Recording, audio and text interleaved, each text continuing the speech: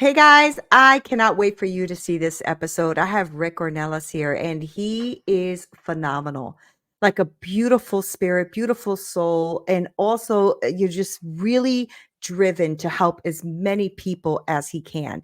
This conversation was so good as we talked about his book, 12 Hours of Heaven. We talked about ISpark Change, which is a growing, massive community of people that are there to help each other. I cannot wait for you to hear this episode. Let's do it.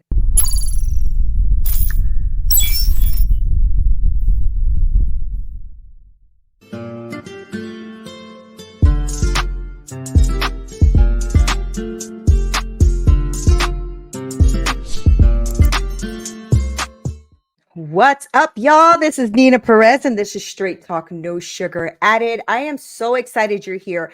I freaking love doing podcasts, and the reason I love it is because of communities like you. You guys have gotten me at the top 1% podcast to listen to in the country and over 100,000 downloads. You guys are the bomb, okay? So you guys know that I go around this amazing planet looking for the best humans I can find, and I found another good human, y'all. So I am so thrilled to introduce you to Rick Ornelas. I hope I said that right. And he's a guiding light for those aspiring to turn adversity into opportunity. Now, Rick's story is a stunning reminder that even in your darkest moments, we can find our calling.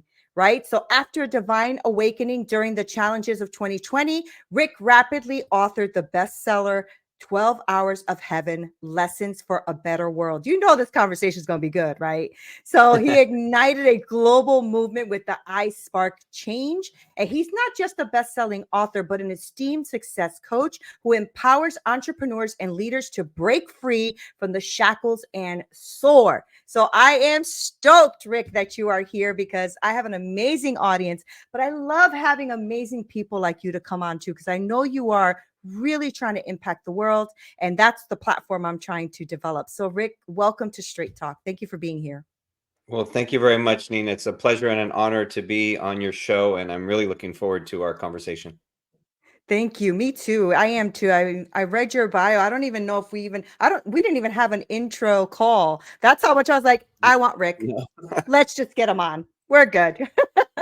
So, Rick, Thank you. I do want to get to know you though. So, the first question out the gate is always the same, and it's who are you? So, who are you, Rick?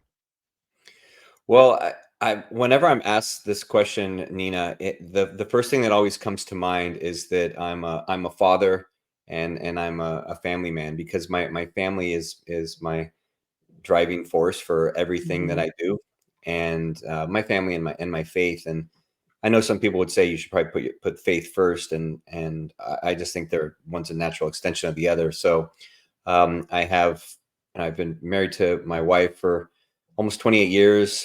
We have three grown daughters, and they're all doing incredible.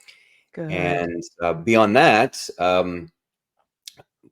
mean, in profession and in life, I'm someone who is always seeking to love and give and serve others and make them better, help them to become better. I seek to improve myself every day, and so that's what I do for others is to help guide them along their journey and improve them in whatever way, whether it's personally, professionally, in their business, help grow their business, lots of different ways, but all of them are all wrapped around just helping them to become a better version of themselves. What do you think, or not what do you think? What made that happen for you, right? That spark to really help other people. Because I feel like for me, as I was younger, I was a little bit more selfish. It was more preservation, right? Trying to survive and, all of that. But at one point, because of all the traumas and stuff in my life, I also shifted into really helping others. So, was there a moment like that for you, a catalyst and a moment for you that changed perspectives for you? Or were you always somebody who wanted to serve others? I think I think it's a little bit of both, Nina, honestly, because my my parents raised myself and my sisters to have a heart of service. So Mm, from a young age, we would do things to help others, and my father was the kind of individual that would give someone the shirt off his back, to use an old cliche. And so that was always there. Now, similarly to what you shared, I did go through that time of being selfish and being arrogant and um, not focusing so much on others. And in my probably teenage and early Mm, 20s type mm, of thing. And I think that the biggest catalyst would be my wife and then my daughters. It would be to starting a family, because then it's not all about yourself, right? It's not all right. about yourself. And I even thought that even after I had probably even after my first two daughters were born, there was still um, some selfishness in there. Some time where I would go out at night and go to the gym for hours and play basketball and come home late and things like that I would have done when I was single, and I just continued to do those things even after having a family. And so having the family was the first catalyst. And then for those that had read in any of my bio, or is a major car accident was the Mm. next one that really changed things and caused me to evaluate my life and what was important to me. Is that what happened in 2020 for you? So this was much earlier. So this was it's all connected, and it connects back to 2020. This goes back to 2000. So this goes back to Mhm. 2000, when, as I said, I was a young father. Had two daughters, though. My daughters were 1 and 4, and we were um, we were I was driving. We were coming back from a children's birthday party about 2 hours south of where we lived in California at the time. And so we're driving back, and it starts to rain really hard. And it was the first rain in a long time. And so the roads were really slick, and my car didn't have the greatest tires back then. It was a Mm. company vehicle, ironically, but it didn't have the greatest tires.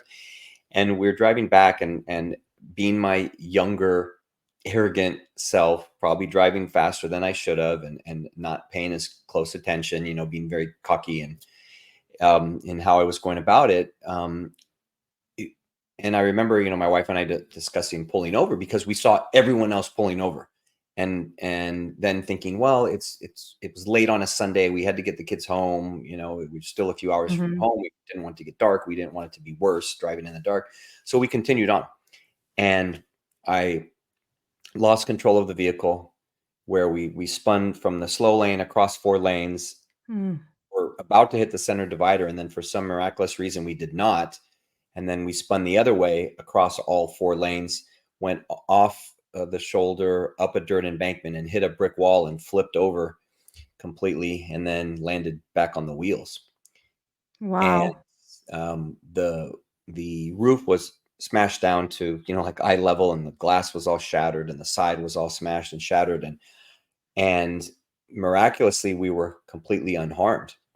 And Wow. eyewitnesses thought we were seriously injured or killed. They called 911, and the accident report said we shouldn't have been so fortunate. And that accident really caused me to reflect on what had happened and what was important to me, and how I was spending my time. And so, as I said a minute ago, is that really caused me to then be more dedicated to my family, and focus more on on them, and on others too. And being What more a to lesson. bringing more out what was I knew inherently, but I wasn't living. Mhm. My parents had ingrained in me, but I wasn't living that What a scary but beautiful lesson, huh? I way. think, so we take so much for granted in our lives. A lot of my mindset and started shifting when I started to be grateful for everything, Hmm. as opposed to complaining for everything. And when I took that challenge on, I think it was like 2015 or 14 or whatever it was, I said, every day I'm going to get up, and if I can't find 3 things to be grateful for, I'm not getting up. And so it started with, I'm grateful to breathe. I'm grateful to breathe, because that's all. I was so in a state of like anger and depression that I really couldn't think of anything. But I Yeah. knew that I had thought because my brain was working, and I had air because I was breathing. When you start that way, you start to really appreciate what's around you. And I'm sure that for you, well, one, I'm a person of faith, right? I believe in God, right? So I really believe that he will protect us through these things, but he'll also just show us a lesson through that, Rick, because that could have been such an ugly situation, right? That could have been losing your children or your wife, or you being severely injured. So, praise God for that. And Yeah. thank God that you got the lesson, right? Because girls need their dads. Being Mhm. a woman who really wasn't raised by my father, and hurt by my stepfather, but as I see my husband with his daughter, or see the strength of women who have good dads, right? Like, who have strong dads. Yeah. It's just something about that. So, Rick, good for you for learning a lesson and not coming out of that maybe more angry or more selfish, right? Because there is another direction to go, right? So I'm glad Yes. you did that. I'm glad. That's Yeah. a And super good I didn't, lesson. I'd say, Nina, that, you know, I, I did learn the lesson pretty early because I went through a period of a couple months of a lot of reflection, Mhm. and everyone is like, "Oh, it's a miracle. You know, you should have been killed and you weren't." And kind of like that, why did this happen? Or, why didn't something worse happen? Asking all those Right. questions. And so I did. It was pretty loud and clear. What I did with it. I think it took me many years of really letting that lesson seep into my heart and into who I was. I mean, That's I awesome. started being more present with my family. I started being more grateful. It wasn't until years later to that I started journaling gratitude on a daily basis, and Mhm. doing more of the Mhm. tangible steps to really focus on becoming that better version. That's so good. I'm sure your girls appreciate that, being that you were outnumbered, a wife and 3 girls. You are Yes. outnumbered, my friend. Yeah. Yes, for Oh, sure. For sure. that's so funny. So talk to me about your book, The 12 Hours of Heaven, right? Lessons of a Better World. What sparked that? What is that? This is where it all ties together. So in that period of reflection after the accident, my mother had given me a little guardian angel pin, little gold pin, and she said, "I want you to put this in your car, your new car." So I stuck it on the visor up there, this little pin, and she was convinced that our guardian angel had protected us, and that's why we were alive and everything. So one day I'm sitting up there kind of daydreaming, staring up at that guardian angel pin, and then this idea for this story hits me like I had just watched it as a movie. Like it was very Mm, clear. Like I had just walked out of the theater, and I thought, this is a pretty special story. And so I said, I need to write this. So I started writing. I typed up, maybe a page in a Word document. And then, as I said, those lessons took a while to see. I just went on back to life, and didn't ever continue it. Never. I think about it here and there, and like, oh, I don't have time to write that. I'm raising a right. family. I'm whatever excuses I gave myself. Well, in 2020, when the pandemic hit and quarantine started, and everyone went in lockdown, and you're stuck in your house, then all of a sudden I had that gift of time that I said Mm, was always my excuse. And I had been having this urge, this message, for probably at that point, maybe even up to like 2 years, thinking like, wow, I really should write that book. I kept remembering it and thinking about it. And at that time, like I said, I was more focused on gratitude. I had been journaling gratitude for a few years at that point. I had been um, reading a lot of scripture. There was a lot of things I was doing that I hadn't done, back in 2000. And so as I like to say, is that I was becoming, God was molding me into a better Rick, right? mhm. So I guess everything lined up that I was ready to write the story and that I had time. So in April of 2020, I started writing, and I went about it very methodically. Okay, I'm just going to write this book, 500, 750 words a day, and write. And and that's where everything changed, because I went through this really deep spiritual connectedness, and felt like Mm, the story was just being given to me. As a friend of mine put it, she said, "Oh, you're receiving divine downloads," and downloads, yeah. because I started writing, over 2,000 words in a couple hours, and just flowing. And I finished the book in 2.5 months. And just from the point that all started, lasted about 6 weeks to the time I finished. It was a very short period of time, and completely wrote Wow. the whole book, which is 270 pages or so. Wow. And so the book was inspired by that accident, and then I was ready to write it when the pandemic hit, and that's where it all came together. So it's your fault we had the pandemic. God had to shut down the world to get you to do what he'd asked you to do 2 years ago. So Well, I now we know think who to blame for yeah, there's a lot. I know a lot of other people that wrote books and did things in 2020, so He's I'm like, sure "Don't he you had it blame me, Nina. orchestrated very Don't blame nicely. me." It's so funny. So give me a little bit of a insight about it. What is the 12 hours of heaven? When I first read the title, I was thinking, was it due to the car accident? Like, did you die in the car accident for 12 hours or Mhm. whatever that is? So tell me a little bit of insight on the book, because I like those who are listening to know a little bit more about it and go pick it up.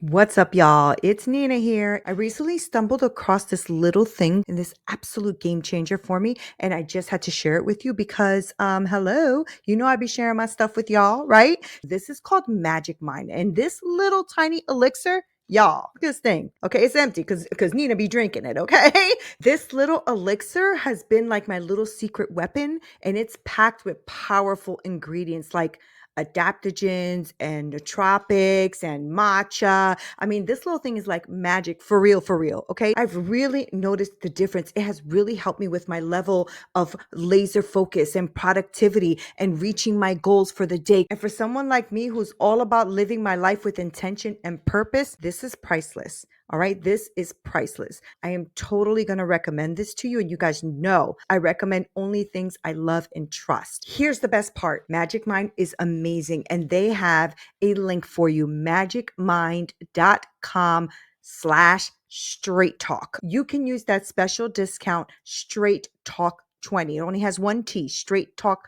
20, to get 20% off of your first time purchase for the next 10 days. If you apply that code, you are going to get up to 50% off. So head over to magicmind.com/straight talk. Your future self is going to thank you for it, and it's going to thank me. Well, thank you. Absolutely. And yes, it is. I've often been asked that, if that is the case, and that's not the case. I do know. I do have a friend, an individual who I know since starting ISpark Change, who I met through that is that he had that type of experience, 11 hours. So Jim Woodford is his name for anyone that wants to look him up. Incredible story. My story is different. My story is that when I was sitting in my car staring up at that guardian angel pin, and heard this story that would become my book. It's a fictional story that was inspired by the accident, because in the accident I felt, as my mom and others did, that there was some kind of divine intervention, because Yeah. didn't have a scratch right after Hmm. everything that totaled the vehicle, and how it looked and how it all went down. And and so the book is a fictional story about an angel who is sent down from heaven, and he's sent down to help some different individuals on earth, and they get trapped in an elevator all together overnight for a period of 12 hours. Oh, And wow. none of the, he's trapped with 10 strangers. They're total strangers. They don't know each other, and they don't know he's an angel. And in that time, he's able to help each of them through the biggest challenge of their lives. and each of them learns a lesson along the way, and that's the subtitle, Lessons for a Better World. Mm, And some of these lessons are not anything unique to my book. One of them is practicing gratitude, okay, which we just talked about. So as an example, so there are things that anyone can learn, that anyone can practice. There are things that I had learned after my accident. There are things that I had worked on over those 20 years, and there are things that I felt helped me in my journey and that would help others. So not only help others during the time of the pandemic, but help others at any point that could right. maybe going through some challenges in their lives. So, fictional story inspired by an actual event, that it has that parable allegory feel, if you will, that Mm. that people can learn something and take away a great message. It's so beautiful, right? When it's something that we wouldn't have even thought of, and then we get this like inspiration, this thought, this vision, and then it's just beautiful to me when we are people of faith or connected to God, and then we can actually receive these type of things as a gift. It is such a gift. And so I'm glad that you wrote that. I'm looking forward to picking it up myself and reading it. Sounds really interesting. And then you spoke about ISpark Change. So is that what you're doing now with people? Is ISpark Change? Do you have a coaching program with that, or is that a mastermind? What is ISpark Change? So iSpark Change is a global community of individuals, businesses, organizations, nonprofits, any type of really individual or entity that wants to help elevate their social impact and spread positive change. That Ah, essentially, at the basis, wants to make the world a better place. And in that time of that spiritual connectedness, when I was writing my book, I would wake up in the middle of the night with a flood of ideas, and I would was extra creative and everything. And during one of those periods is when the idea for iSpark Change was born, because I felt being that God was calling me to not just write the book, but to do more beyond that. mm, And the idea of sparking change is woven throughout the story, so that there is a message about that within the book.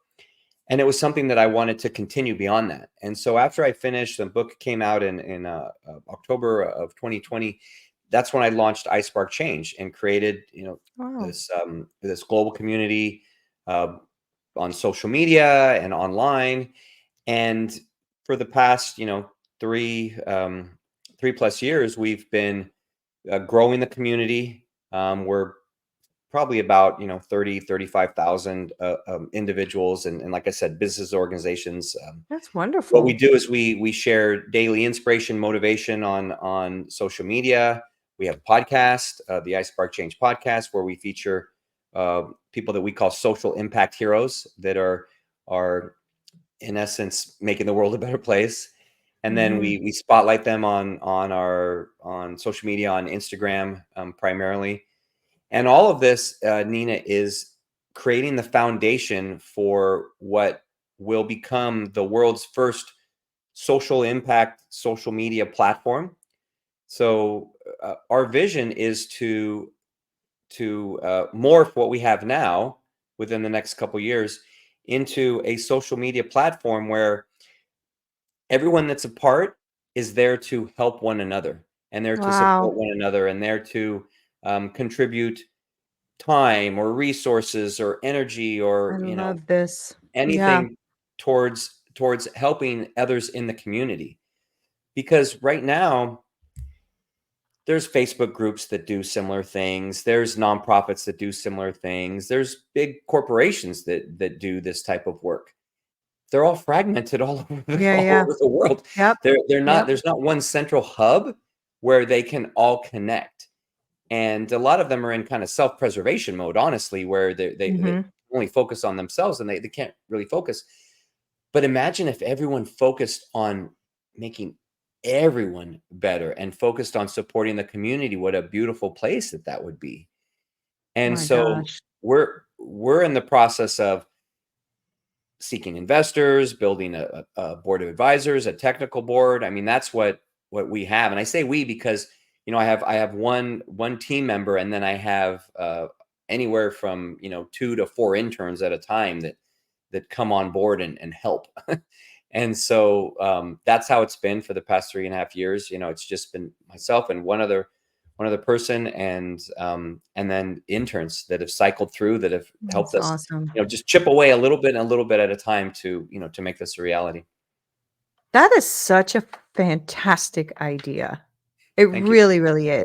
It's one of the things that I battle with a lot is social media. Because I do a lot of podcasts and I have a coaching program, and so I'm always on social media, and I hate it. I hate it so much. Yeah. I hate it No so much. necessary evil, right? Yeah, it is. And sometimes I'll just like look at my VA. I'm like, she goes, I got you. I'm like, thank you. I cannot look at another social media thing. But something like that, Rick, like what I'm trying to do with my podcast, right, is to try to only bring people on that really want to do good in the world. I think Hmm. there's plenty of podcasts with negativity and fighting and cultural stuff, and that's fine. That's great. That's their niche. I love that. But Hmm. for me, I feel like I can go watch that for entertainment. But what I want is to build a community of people that are really trying to pour into others, right? And I have a lot of people that listen to the show. And so I want to make sure that when I bring someone like you on, it is of value to them and of value to you, right? Because that's Thank how you. we serve each other, right? Yeah, yeah, of So, course, of course. mhm. Yeah, I love that you're doing that, Rick. I really do. So I know that I promised you we would only be on for 30 minutes or so, but I do want you to just um give something to my audience for them to know, or maybe get involved with what you're doing, right? Like, is there a way to get into iSpark Change community? Do you work with people one-on-one, things like that? So give us a little bit of that. Yeah, absolutely. And thank you for asking, Nina. So we have a number of different ways that people can participate. The easiest way is to go to isparkchange.com, join the community. We send out a monthly newsletter. That's it. We don't send out a bunch of spam or anything, but it just shares the social impact spotlights of the month, things that are going Mm, on with the podcast and everything like that. They can follow iSpark Change podcast. And then any platform where the letter I, sparkchange.com, on any platform. Instagram is our most active. okay. Um, I also do coaching, as you mentioned. So I do one-on-one coaching. I've done group coaching. We've had a community that we've kind of cycled through and then stop, and then kind of have started again Hmm. at different Hmm. points, depending on attendance. So anyone can contact if they reach out on our website or they reach out on social media. I respond to all of those. Um, and the individuals that I work with primarily are, as I said from the beginning, are people that are looking to become better. And Right. I've been prior to starting iSpark Change, I had been a business coach and consultant for a number of years, and I still am. So I work with a lot of entrepreneurs. I work with a lot of business owners. I work with a lot of executives on growing and scaling their businesses. Oh, That's good. my background and expertise. That's what I've done.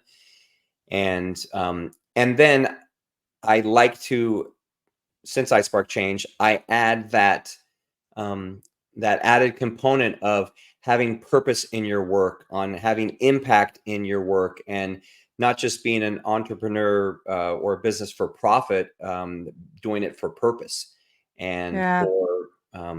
for making the world a better place. And that's an Yeah. important part for me, and for essentially everyone I work with. That's an important component. So That's awesome. Well, Rick, I am really, really happy that you came on and you shared all of these, great nuggets, right? And so I know that my audience is really, really good. They'll email me all the time. They DM me all the time just to let me know, oh, I love this conversation. This was really awesome, blah, blah, blah. So I think they're really gonna love this because you're just real and authentic, and that you're really trying to impact the world in a really great way, which is what my community is all about. And so I'm really excited that you came on. Your book, can we get that like on Amazon, or did you get that on your website, or where can they grab the book? Yes. Thank you for asking. So it is on Amazon. It's on Amazon in paperback and Kindle version. It's Great. also on Google Play in an audiobook. So if someone wants Oh, an good. audiobook version, they can go there. And then lastly, yeah, if they go to isparkchange.com or rickornelas.com, they'll find the links. They'll find the links there to the book as well. And if they'll find out more about Awesome. myself, about, if they want me to speak at an event or coaching, all of those things they can find on either website. Awesome. Well, thank you so much, Rick. Thank you for being here. I really appreciate you. I really It's do. been a Thank you. pleasure and honor, as I said, Neena. Thank you very much. Great conversation. I love it. I love it. Guys, I told you, right? Another good human. Another good human. So make sure that you guys follow Rick. I'm going to make sure to link all of his information below so you don't miss anything. Okay. So make sure you like, share, subscribe. You all know the deal. Keep us growing so that we can keep getting really good people on here. All right, guys. I love you so much. Neena Perez, straight talk, no sugar added. Until next time.